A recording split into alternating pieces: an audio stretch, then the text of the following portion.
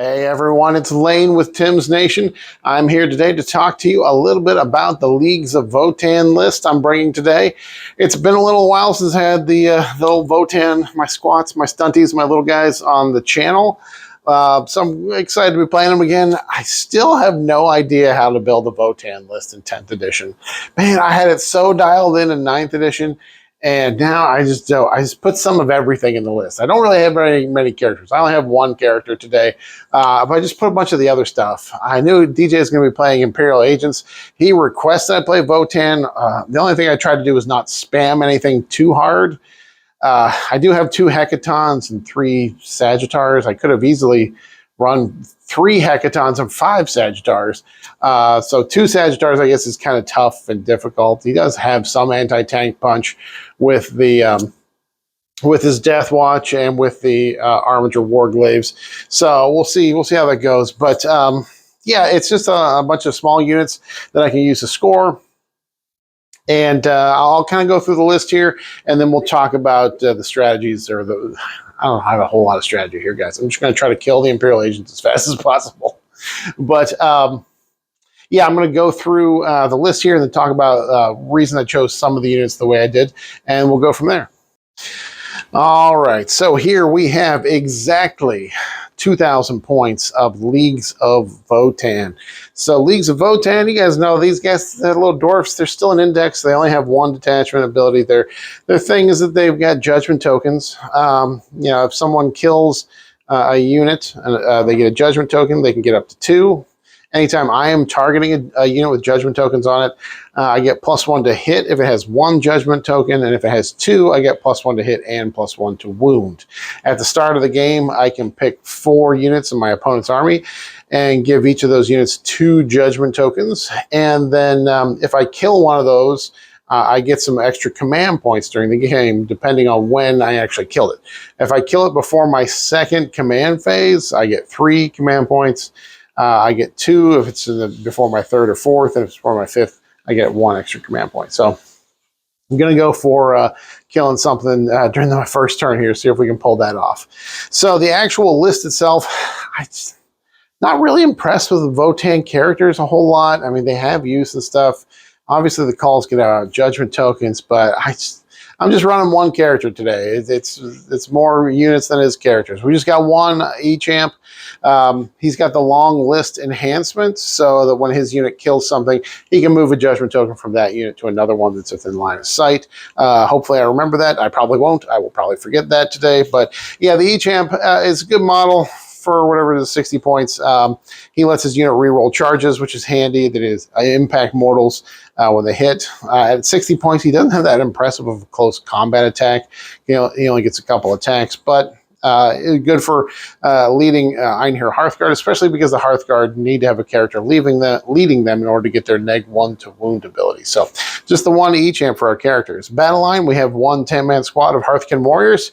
Hearthkin Warriors, sturdy little dwarfs. They got all their little bits and bobs, their guns and stuff on them. They sticky objectives too, which is kind of handy, and they're great little units because we can split that 10-man unit in half, putting it in Sagittars so that they can go out there and do some scoring with primaries and secondaries. I am using the Hernkin Jaegers here for the first time, the new unit. I don't have the actual models yet, so today they will be played by Earthkin Warriors as well. So this will be the same picture used the second time to represent the Jaegers. But yeah, they're 80 points, and they have the ability to infiltrate. Super important for Votann because there are so many scout moves in this army, but if your opponent blocks you out with their infiltrators, then you can't really take advantage of your scout moves because you still have to be 9 inches away from an opponent. So by having this 1 10-man break that infiltrates, it does give them the ability to kind of block out space for all of your scout moves later on. So I just got 1 squad of them.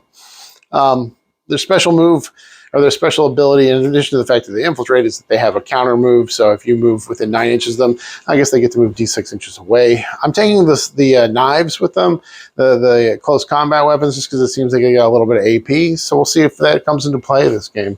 But yeah, it's got some Jaegers. Next, dedicated transports. We have 3 of the Sagittars. These all have the high las beam cannons on them. And Yeah, they're kind of nice because they can advance, and the embarked units can get out after they advance, as if it was a normal move. So they can still get out and do actions if we want to do that. The high last beam cannon is a decent gun. Sustained D3 on 6s to hit. So if I roll a couple 6s, we're in the money there. Then next we have two 3-man squads that broke here. Thunderkin, with their grav blast cannons. These guys are just going to be riding in the hecatons, anti-vehicle 2-up guns that are AP 2 damage. They're still strength 5 and blast, so they'll be useful for going into infantry squads too. And at 85 points for a 3-man. I don't mind if they get out of a hecaton and just do an action instead of shooting or attacking. You know, it doesn't sacrifice too many points of damage output. And the fact that they overwatch on 5s too, they are a pretty strong overwatch threat as well. Although I don't have any 6-man squads, so I probably won't be spending a CP on the overwatch for just 3 guys. Next, we got one squad of the Chthonian Berserks with the heavy plasma axes. These guys are handy. They fight on death. Maybe we'll have a fight on death battle here between Subductor Squad and the Chthonian Berserks. They're a close combat unit. I've given them the plasma axes, so they have either a strike or a sweep profile. We've got one 10-man brick of the Einherjar Hearthguard. These are deep striking baby Terminators. Pretty durable at T6 with 2 wounds and 2-up armor. They have the ability to deep strike in, and they are neg1 to wound when led by a character. That's why we've got the E-Champ here. Of course, 2 of the Hecaton Land Fortresses. These things are super durable at toughness 12. I think, how many wounds? Now I got to check my sheet. 16 wounds. Yeah, T12, 16 wounds, 2-up armor. And of course, we have a void armor strat that lets us reduce AP by 1. So even extra durable on top of that. I have mine kitted out with bolt cannons all the way around, and then the SP conversion beamers up top, just because they are sustained. And if we're between 12 and they're sustained D3, and if we're between 12 and 24 inches away from the target, that procs on a 4-up to hit. So we can get a lot of hits in with a strong flat 4 damage gun. So, and their special rule, of course, is that if something gets out of them, disembarks from them, and the Hecaton shoots something, and the thing that disembarked from that shoots the same thing, they get to reroll the wound roll. The fire support rule, which is common in a couple of just a lot of terms and conditions there. We'll see if that comes into play much. And then, yeah, we got some of my favorite jet bikes. You guys know I love the jet bikes. 9th edition, I was rocking a full 18 of these guys. Didn't quite spam them so hard here today. We got 1 6-man and 2 3-mans. I've got the 2 3-mans for going out and scoring objectives, because they cannot be downy if they're within 6 inches of the table edge. I got them to do that. And then I do have a 6-man here too, just because with their scout move and the volume of fire they have, I like taking a 6-man so I can get those early kills to score me the 3 command points. So they will be an offensive unit, while the 3-man squads, I'm going to be focused more on using them for scoring. That's it. That's the list. So the plan here today, the biggest damage output threats that DJ has in this Imperial Agent list is 2 10-man squads of Deathwatch. Yes, DJ is using my own Deathwatch models against me. How dare he?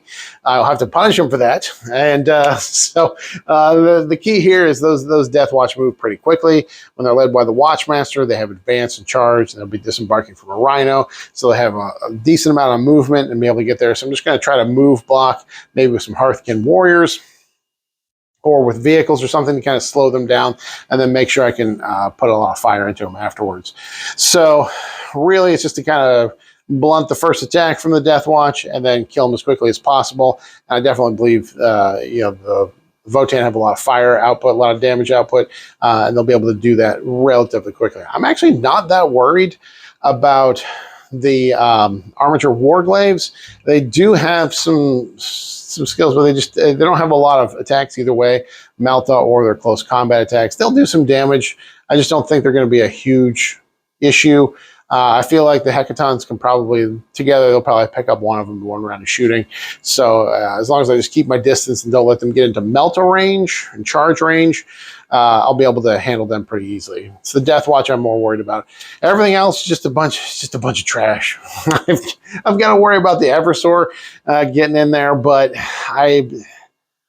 I don't know. He's anti-infantry 3 up, so I don't have that much regular infantry. He would do a lot of work into my Hearthguard, but he's only AP2, and I got a 2 up save, and I can void armor them to just make myself more defensive. So we'll see. Once he gets out there, I'll be able to pop him pretty easily, but not that worried about him. So really, it's just going to be push a bunch of units forward, start killing things as quick as possible, but just make sure that the Death Watch don't get into my juiciest units like my Hecatons right away. I want to keep them around. I want to keep the Hearthguard and Hecatons alive for a little while because they're going to be the best for damaging his key damage output units. All right, follow me over to the battle report. Let's see how the little stunties, the little dwarves, the little Votann do into the Imperial Agents. Get you over there.